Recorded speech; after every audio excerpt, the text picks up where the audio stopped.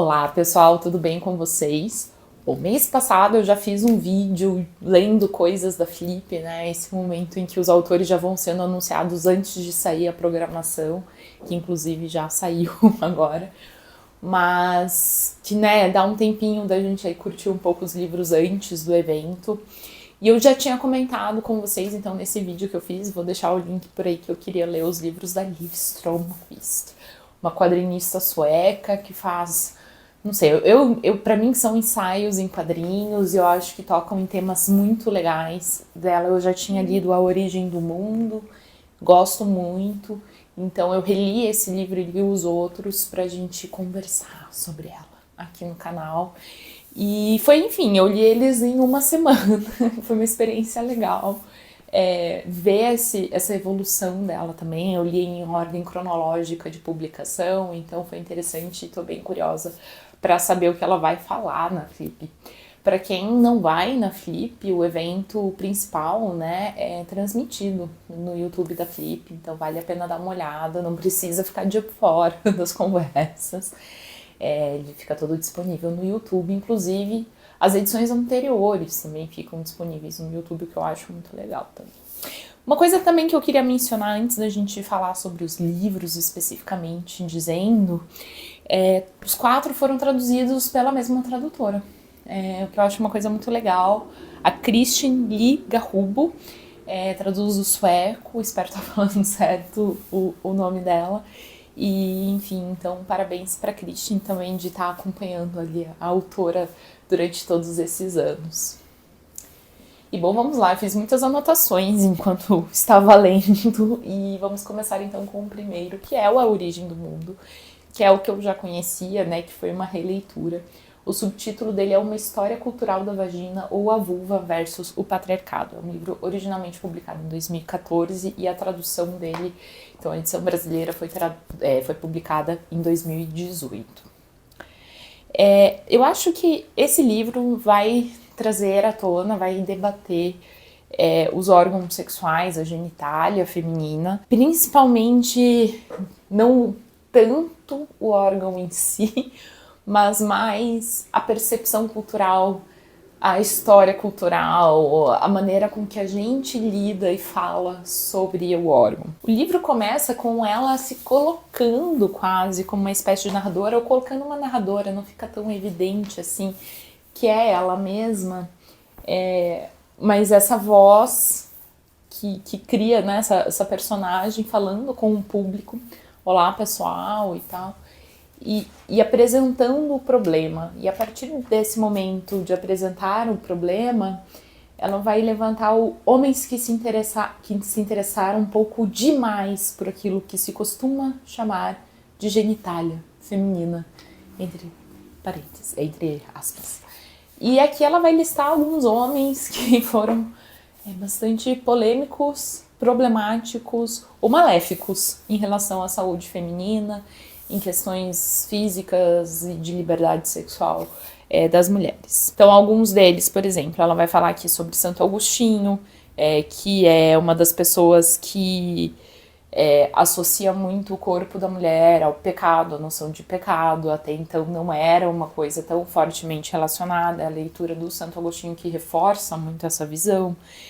Ela vai apresentar médicos ou pessoas que trabalharam ou defenderam certas visões que fizeram muito mal para a maneira com que a gente culturalmente, socialmente entende o corpo da mulher. Essa discussão que ela traz aqui pra gente, ela obviamente perpassa questões de gênero, ela se põe como questões de gênero, mas acaba perpassando também questões religiosas, porque no caso do Santo Agostinho, por exemplo, é a maneira com que ele lê a Bíblia que traz essa impressão. Traz questões coloniais, ela traz uma história, por exemplo, muito dolorosa e muito violenta de uma mulher africana que foi levada para a Europa para ser exibida e ter suas partes do seu corpo exibidas, e que é uma história que só se resolveu muito recentemente. Questões de classe, né, a maneira com que a gente também trata diferente corpos de mulheres pobres ou ricas ou de determinada situação. Também uma questão sobre corpos intersexuais, como se travou uma batalha quase, uma luta de interesses nesses corpos, porque, em geral, os médicos, homens, tinham essa necessidade de pegar esse corpo que não se caracteriza, né, como uma coisa ou outra coisa e colocar um gênero específico nele, né, tipo, tá errado porque não segue nenhum dos dois, quanto, né, eu acho que a questão é muito mais complexa que isso. No segundo capítulo, ela vai trabalhar com uma coisa muito interessante, que é essa ideia que a genitália feminina muitas vezes é vista como ausência, né, como oposição, do tipo, os meninos têm pipi e as meninas não. Então, um pouco essa lógica da ausência, assim, né? E mesmo em alguns desenhos, a gente tem muito essa representação, né? E que nem sempre foi assim, que essa representação foi diferente em outros momentos da história. Já se viu de maneiras diferentes e a gente pode apresentar de maneiras diferentes, né? A gente não precisa continuar apresentando de um determinado modo. Ela traz, inclusive, um exemplo que eu não tô achando agora, mas de um desenho da NASA, que a NASA colocou aqui, num dos tentativas de comunicação que eles jogam aí pelo universo, em que a mulher, né, só tem não tem um órgão ali, né, só tem um vazio, digamos assim. E com isso ela começa a trazer um motivo que acaba virando frequente, assim, nesse livro, porque no fundo a Liv, ela vai abordar esses temas de um jeito muito engraçado. E nesse caso específico, ela vai apresentar a reação dos ETzinhos, supostos ETzinhos, vendo essas imagens, né, e pensando, e refletindo, e conversando sobre essa imagem.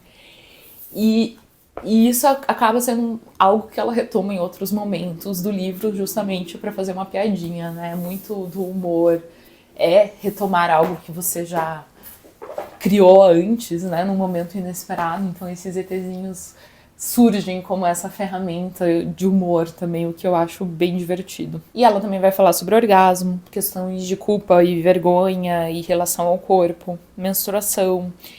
E ela vai fazer então tudo isso com um certo humor, mas eu acho que também com uma certa raiva, não assim, não extrema, mas eu acho que tem um tom de raiva presente e recorrente também no texto dela, assim. É uma coisa que eu acho que fica muito evidente já nesse primeiro texto, que a Liv é uma grande leitora e é muito curiosa em relação ao mundo. Então ela se põe, tá, peraí, esse negócio da vulva, vamos prestar atenção. E ela vai procurar arte, então ela traz aqui vários exemplos de momentos da história da arte em que se mostravam vulvas e se representavam vulvas. Ela vai ler história, então ela vai ter esse começo dos homens, meio história do corpo feminino, da saúde do corpo feminino. Ela vai ler filósofos ou psicólogos, psicanalistas, ela vai ver influência da religião, ela vai ver aspectos da arte, da cultura pop. Então, assim, ela vai indo para muitos caminhos, e como muitos caminhos se juntam nesse tema. Esse aqui é um livro que me impactou muito na época que eu li, e eu gostei muito de reler, óbvio que perde o fator surpresa, né, na releitura, mas gostei muito de ter lido de novo, e eu acho que é um livro que continuou sendo muito, muito, muito legal. Eu acho que faz a gente pensar em muitas coisas, é aquele tipo de livro que traz algumas respostas, mas que traz também muitas perguntas, né, e traz a discussão. E isso eu acho muito interessante. O livro seguinte, então, é A Rosa Mais Vermelha Desabrocha, O Amor nos Tempos do Capitalismo Tardio ou Porque as Pessoas se Apaixonam Tão Raramente Hoje em Dia. Esse aqui foi publicado originalmente em 2019 e 2021 aqui no Brasil. Ela tem nesse livro uma tese de que as pessoas não se apaixonam mais, ou que o amor é diferente, assim, que a maneira com que as pessoas estão interagindo é diferente. e ela vai argumentar essa diferença principalmente ao redor do capitalismo. Então ela começa mostrando o Leonardo DiCaprio, como ele sempre tem relações com essas moças jovens, bonitas, loiras, e termina para ficar com outra muito parecida em perfil, né? Óbvio que os indivíduos são diferentes, mas com esse mesmo tipo de perfil. E como ele parece que está consumindo essas moças e tendo essas relações em série, como quem consome produtos dentro do capitalismo. E daí ela fala sobre um filósofo coreano que a gente vai tentar falar o nome dele, Byung-Chul Han. Desculpa, primeiro de tudo, desculpa. Falando sobre como o capitalismo afeta a nossa sociedade, inclusive nas relações. Estamos tão focados com o nosso próprio eu que o outro desaparece. Ela vai falar também sobre os discursos amorosos, né, os discursos sobre amor que estão no Banquete do Platão, e vai apresentar algumas teorias de por que a gente pode estar nessa situação de não se apaixonar mais.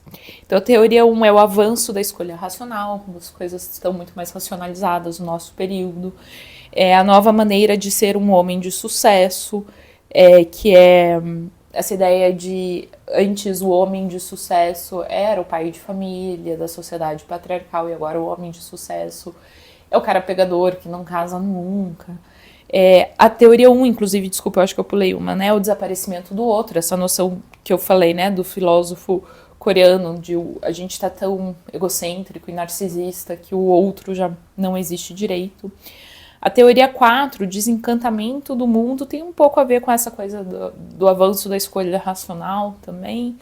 E o 5, a inaptidão para a morte. As pessoas querem receber o amor, mas não querem dar o amor. E essa ideia de que a gente também lida com a morte desse jeito de ser incapaz de pôr o fim na coisa, né? De conceber o fim, e que o amor também é esse fim de você, né? O fim dessa sua vida, e que isso é algo que a gente tem dificuldade de conceber.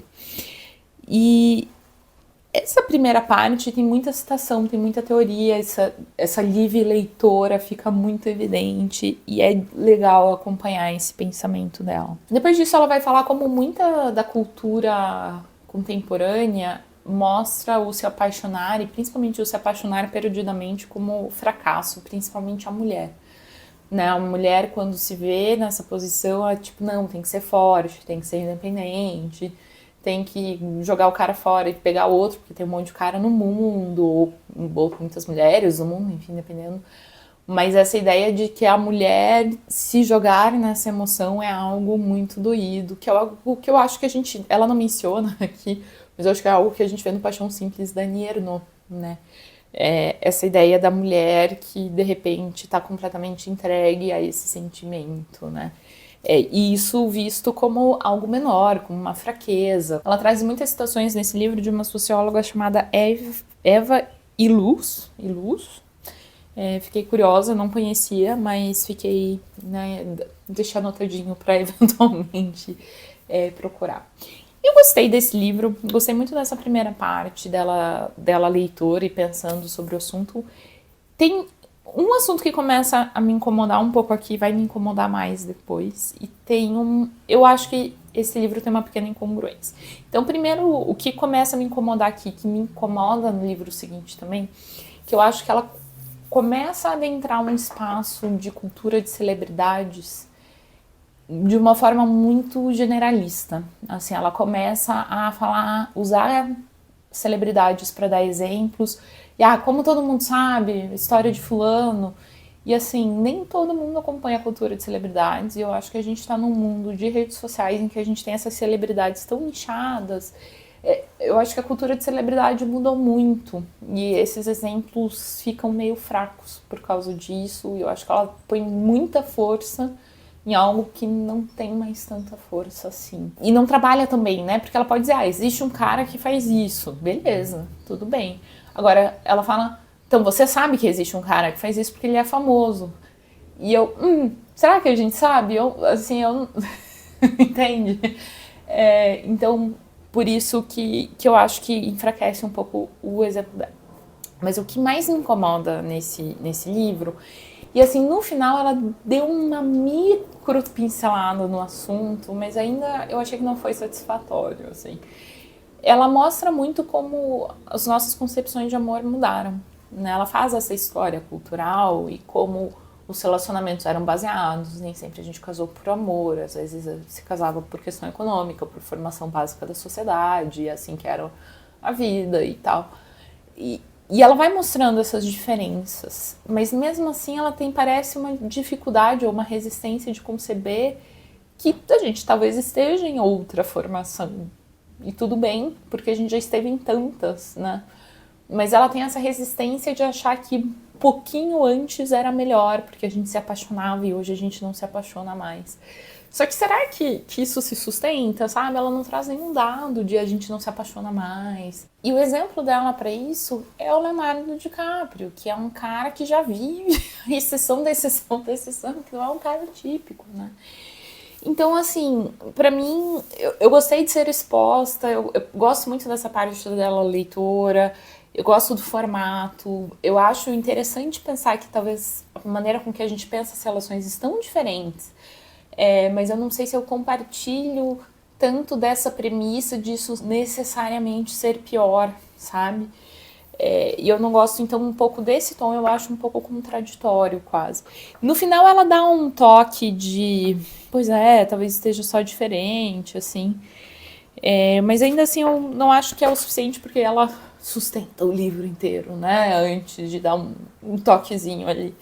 Então, isso deu uma enfraquecida nessa leitura pra mim, infelizmente. Mas ainda gostei, assim. Eu acho que eu ainda saio da leitura com um saldo mais positivo do que negativo. Só tenho esse porém com o livro. Bom, depois disso, viemos para Na Sala dos Espelhos. Esse aqui é originalmente de 2021, publicado em 2023, aqui no Brasil. E é o primeiro completamente colorido dela, né? A Origem do Mundo e A Rosa Mais Vermelha Desabrocha tem momentos coloridos, mas eles são em grande parte preto e brancos, tem um uso interessante da cor para algum momento, para algum símbolo, para alguma coisa, mas agora já estamos no mundo inteiro colorido de Liv Stromquist. Esse aqui, o subtítulo dele é Autoimagem em Transe ou Beleza e Autenticidade como Mercadoria na Era dos Likes e Outras Encenações do Eu. É outro livro que ela centra muito na cultura das celebridades, e aqui pra mim foi num ponto de celebridades que eu não conheço muito bem. Aqui a generalização realmente não funciona pra mim, porque enfim, o Leonardo DiCaprio eu ainda sabia quem era. Algumas das pessoas que ela menciona aqui como muito famosas eu já não sei quem são. Então, enfim, né, essa coisa... E, de novo, não é um problema ela mencionar em celebridades, o problema é ela generalizar que todo mundo vai conhecer a celebridade, né? Minha irritação é com isso. Mas ela apresenta aqui, então, a noção de rivalidade mimética de René Girard, em que a pessoa a pessoa A toma B como um modelo, um exemplo a ser seguido, algo desejado, e a pessoa A deseja o que B também deseja, por extensão. E aqui tem uma sensação talvez meio capitalista, em que a gente fica cansado de escolher o que desejar, então toma também esses modelos como exemplo, né, do que desejar, mas que daí no final A e B se tornam rivais no desejo final, né? Elas querem ser a melhor, ou querem ter uma coisa, querem, enfim, ter um pouco isso, e que isso é um pouco o problema da beleza nessa era em que ela se torna uma moeda, né, dentro do capitalismo, em que, sei lá, se a mulher é muito bonita, ela vai conseguir casar com alguém que supostamente vai ser melhor para o futuro dela, ou essas pesquisas, né, de que pessoas mais bonitas têm mais chances de emprego, ou melhores condições em coisas. E quando, né, quando a gente pensa o casamento como uma forma de organização social, na época que era somente uma organização social e política, a coisa era acordada e tanto fazia se as pessoas eram bonitas ou não. Mas quando a gente tem o casamento ainda como uma organização que beneficia pessoas economicamente e socialmente, mas já existe essa noção da beleza, do amor e não sei o que, a beleza se torna uma moeda de troca, né, também. Então essa virada.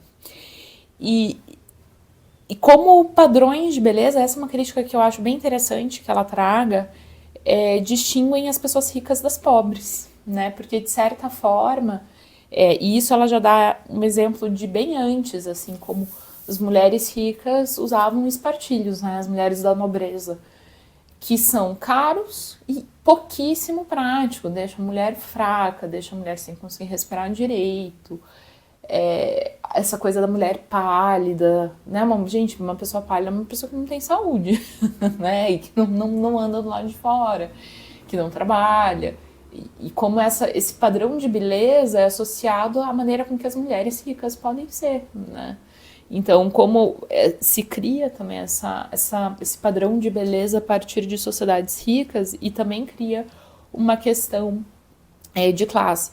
Por exemplo, achar que essas unhas gigantescas ou sapatos altíssimos, hoje em dia, né, são modas muito pouco práticas para uma mulher que sai de casa e vive, trabalha, digita e mexe com coisas, mas que ainda são associadas a padrões de beleza, né, dependendo do nosso círculo, né. Uma coisa que eu descobri aqui, e isso eu acho que é uma coisa que a Liv faz muito, muito bem, ela acaba sendo, ela pesquisa, né, essa Liv leitora, ela pesquisa tantas coisas e acaba contando uns causos e trazendo fontes e é meio informação inútil, muito entre aspas, mas é aquela informação assim, você provavelmente não iria atrás dessa informação, mas quando ela nos traz essa informação é tão interessante saber esses aspectos do mundo, essas histórias, né? Ela vai falar aqui, por exemplo, de como boa parte de questões de magreza e beleza potencialmente surgiram, né, ou foram agravadas com a relação entre duas princesas, a princesa Sissi, da Áustria, e a Eugênia de Montijo, da França, como elas começaram a medir as cinturas para ver quem tinha a cintura mais fina, e já apresentavam ali alguns distúrbios alimentares e tal. Então, coisas que a gente associa tanto com padrões atuais já existiam naquela época, né? Mas, enfim, entre essas informações todas, ela traz um ensaio que eu não conhecia sobre a Marilyn Monroe. Então, a Marilyn, quer dizer, uma parte eu sabia, né? Que a Marilyn, perto do fim da vida dela, passou ali umas 3, 4 dias posando para um fotógrafo num motel e parece que foi uma sessão muito cansativa, muito longa, né? Muitas horas, quase não dormiu e tal. O que eu não sabia é que a Marilyn teve acesso aos negativos e fez um X em alguns que ela não tinha gostado e que ela não queria que fossem expostos. E daí ela morre algumas semanas depois. E essas fotos com o X foram exibidas, e quando ela fez o X no negativo, então quando elas eram ampliadas, o X aparece, né? Ela fez tipo um X com canetinha, e então até isso foi exposto, né? Você não só expôs as fotos que ela deixou, mas também as que ela não deixou sabendo que ela não deixou, né? Com o X dela ali. Isso pra mim foi muito chocante saber, assim. Eu quase fiquei curiosa pra ver essas fotos, mas eu pensei, não sei se eu quero ver também, sabe? Enfim. E uma coisa que eu acho que ela fez de um jeito bem interessante aqui, ela traz, né, uma das referências que ela traz no livro é sobre fotografia da Susan Sontag, que eu acho que tem muito a ver com os debates de autoimagem e foto. Ela tá falando questão das selfies, ela menciona muitas das Kardashians, gente, desculpa, eu não sei qual Kardashian é qual Kardashian, mas ela menciona algumas das Kardashians aqui, e essa coisa de fazer o ensaio sensual em formato de selfie, né, também. Mas uma coisa que ela faz, então, quando tá falando sobre a Susan Sontag, quando traz a Susan Sontag pra conversa, que eu acho que é uma conversa que vale a pena, que é o sobre fotografia da Susan Sontag não ter coberto tanto a fotografia digital e muito menos a fotografia das redes sociais e dos celulares que a gente tem no bolso o tempo todo.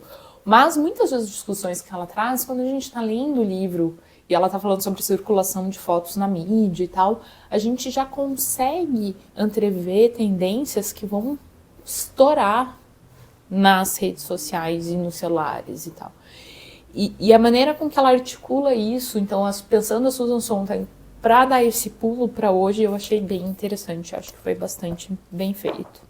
Eu acho que é um livro interessante. Já gosto mais dele do que o A Rosa Vermelha, por exemplo, que acho que é o livro que, né, enfim, mas eu já achei bem interessante. E daí a gente chega na Astrologia de 2022, publicado esse ano, 2025, aqui no Brasil. O sol está se pondo, vocês devem estar percebendo que minha luz tá indo embora, mas a gente já tá no final. A única parte que eu gosto desse livro é bem o finalzinho, e eu agora vou dizer uma coisa que eu acho que metade da minha audiência vai se desinscrever no meu canal depois que eu falar isso. Eu não sou uma pessoa muito de signos, assim, eu acho... com todo respeito a quem foi em fé, eu acho balela, tá? Não tô falando pra nenhum indivíduo, eu acho a coisa, tá? E eu acho que esse livro ele é muito diferente em estrutura, porque em todos os outros ela tá pegando uma questão, então, vulvas, amor e autoimagem, fazendo uma tese muito relacionada ao nosso tempo contemporâneo. Ela é uma autora que está reagindo a questões atuais, faz uma tese e vai para as leituras, e vai para não sei o que, e para não sei o que. E não é isso que ela faz na Astrologia. No Astrologia, até porque ele tem uma certa diferença no título, porque esse aqui se chama Astrologia de Liv Stromquist. Então, o que ela está propondo pra gente, ela tem, assim, algumas páginas por signo, em que ela apresenta características do signo principal. E claro que ela está tirando sarro, ela é engraçada. Então, quando ela está falando, né, das pessoas de signo, como é sempre meio zoado, assim. Depois ela dá exemplos de pessoas desse signo, apresenta, às vezes, historinhas para ilustrar essas características. E às vezes faz algum comentário sobre isso. É divertido? É divertido. Tem toda essa coisa, almanaque de informações gerais e inúteis? Tem todo esse tom. Então tem muito do que marca a escrita dela em geral. Mas ela faz isso dos signos, assim, apresentar signo e falar das pessoas do signo, até aqui. Então é o grosso do livro. E daí ela entra no quem combina melhor com quem. As relações entre os signos. E, de novo, ela dá, dentro dessa ideia do almanaque, ela fala, signos da água combinam com o que combinava mesmo? Signos da água combinam com... a princípio, você combina melhor com quem é do seu próprio elemento, mas... signos da água combinam com o do ar, e dela dá um exemplo de casal, né, nessa combinação. E, de novo, esse charme do almanaque de informações gerais tá aqui, é legal ler essas histórias, e o jeito que ela narra. Para mim, o único capítulo realmente bom e interessante do livro é esse aqui. Tá bom, mãe. Ela fala tanto com a mãe dela, quanto com a sogra, que tá desenvolvendo esse livro, e as duas questionam ela de tipo, não faça, é um assunto furado, e não sei o que, astrologia pra quê, e tal, tipo, mais ou menos o que eu tô fazendo. E, de certa forma, talvez tenha questão geracional, né, eu sei que signos e astrologia estão meio em alta no momento, e eu vejo isso por pessoas próximas, amigas, que falam muito sobre isso, né? E, enfim, isso ressoa, né? E daí ela vai falar um pouquinho sobre essa questão mais cultural. Então ela vai trazer um texto sobre a astrologia do Adorno, vai pensar um pouco nessa questão do signo como opção de crença, digamos assim. É breve, é bem breve, porém. E assim, eu esperaria, pra Liv e pros outros livros dela, eu esperaria que a proporção fosse diferente, sabe? Que a parte, vamos pensar o fenômeno, seria o grosso do livro, e daí, agora eu vou fazer aqui o meu horóscopozinho, eu vou brincar com isso e tal, seria o final. Então, ter sido o estudo do fenômeno, ter sido menor, pra mim, eu acho que foi um pouco decepcionante. Mas enfim, eu consigo ver este livro ressoando com muita gente, porque sim, eu sei que os signos e a astronomia estão. Astronomia, gente, astrologia estão em alta, então. Enfim, eu consigo ver esse livro sendo legal para muita gente, apesar de não ter sido para mim. Tem uma teoria que eu já ouvi, que eu achei interessante, que ela não menciona, mas eu ouvi num podcast chamado Material Girls, sobre essa ideia de existem tantos sistemas de crença no mundo hoje, então por que não criar um que ajude as pessoas a entender, né? Ou por que não acreditar em um que ajude as pessoas a entenderem as outras e criar esse mundinho, assim, tal, que faz sentido pra mim. Assim, não me faz querer acreditar, mas me faz sentido pensar por que as pessoas acreditam. Enfim, é isso, gente. Favoritos? Vamos lá. Meu favorito é A Origem do Mundo, ainda. Depois, Na Sala dos Espelhos. E daí, entre A Rosa Mais Vermelha Desabrocha e a Astrologia, eu acho que eu ainda fico com A Rosa Mais Vermelha antes. Apesar dos meus problemas com ele. Mas foi muito divertido ler mais da Liv Stromquist. Eu acho que é uma autora que está fazendo coisas bem interessantes. Acho que o traço dela é muito legal, a maneira com que ela tenta problematizar, mas ser irônica, mas ser divertida, mas é inteligente. Eu gosto desse tom geral da Liv e estou muito, muito intrigada para saber o que ela vai falar na Flip. Bom, pessoal, é isso. Espero que vocês tenham gostado do vídeo. Se já leram Liv, me conta o que vocês já leram aí embaixo e a gente se vê no próximo.